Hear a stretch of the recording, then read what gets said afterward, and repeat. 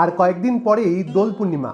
এরকমই একটি দোল পূর্ণিমার দিনে মা শারদার একজন অন্যতম ভক্ত স্বামী প্রাণাত্মানন্দজি, ওনার মনে খুব ইচ্ছে হলো মায়ের পায়ে একটু আবির দেবেন।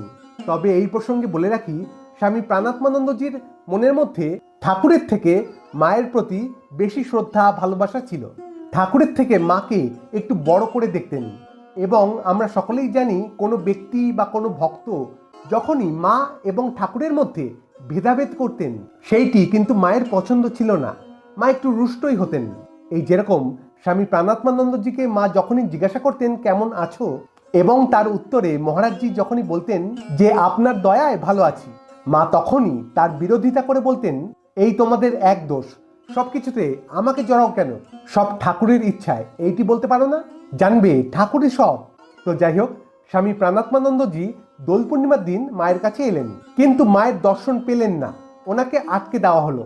সেখানে অনেক নিয়ম ছিল কিনা, তো অনেক চেষ্টা করেও যখন তিনি মায়ের দর্শন পেলেন না, তখন আরেক গুরু ভাই, অর্থাৎ মায়ের একজন শিষ্য সুরেন্দ্রনাথ মহাশয়, তিনি ওনাকে বললেন, তুমি মায়ের দর্শন করতে এসেছো না বলে বলো ঠাকুরের দর্শন করতে এসেছো, দেখবে তখন মায়ের দর্শন ঠিক পাবে।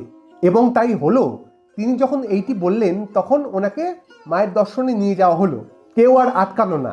তো মায়ের কাছে গিয়ে মায়ের পায়ে হাত দিয়ে প্রণাম করে মনে মনে তিনি ভাবতে লাগলেন, আবির তো এনেছি, তাহলে সেই আবির এখনই কি মায়ের পায়ে দিয়ে দেব? মা তো অন্তর্যামিনী, মা ঠিক মনের কথা বুঝতে পারলেন এবং তখনই বলে উঠলেন, যদি তুমি আবির এনে থাকো তাহলে আগে ঠাকুরকে দেবে, তারপর আমার পায়ে দেবে। তো স্বামী প্রাণাত্মানন্দজি সেইটি করলেন।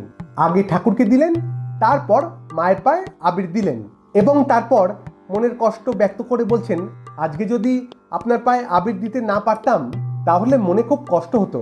আমি অনেক আশা করে এসেছিলাম। তখন মা বলছেন, তুমি মন থেকে যা দেবে ঠাকুর তা গ্রহণ করবেনই। তখন স্বামী প্রাণাত্মানন্দজি বলছেন, হ্যাঁ ঠাকুর তো গ্রহণ করবেন, কিন্তু আপনি, কথাটা শেষ হতে না হতেই মা থামিয়ে দিলেন এবং বললেন, আবার তোমার সেই ভেদ বুদ্ধি? জানবে ঠাকুর আর আমি অভিন্ন। মুক্ত কণ্ঠে ঘোষণা করলেন মা। এবং এইটি শুনে মহারাজজি আর কিছু বললেন না, চুপ করে গেলেন। তো এইভাবে মায়ের পায়ে আবির দেওয়ার স্বপ্ন, ইচ্ছে পূরণ হলো মহারাজজির। এবং মা শিক্ষা দিলেন যে ঠাকুর এবং মা অভেদ, অভিন্ন। দুজনকে দুই বোধ করা ঠিক নয়। আজ এটুকুই। আবার দেখা হবে অন্য কোনো ভিডিওতে। ভালো থাকবেন, সুস্থ থাকবেন। ধন্যবাদ। জয় মা।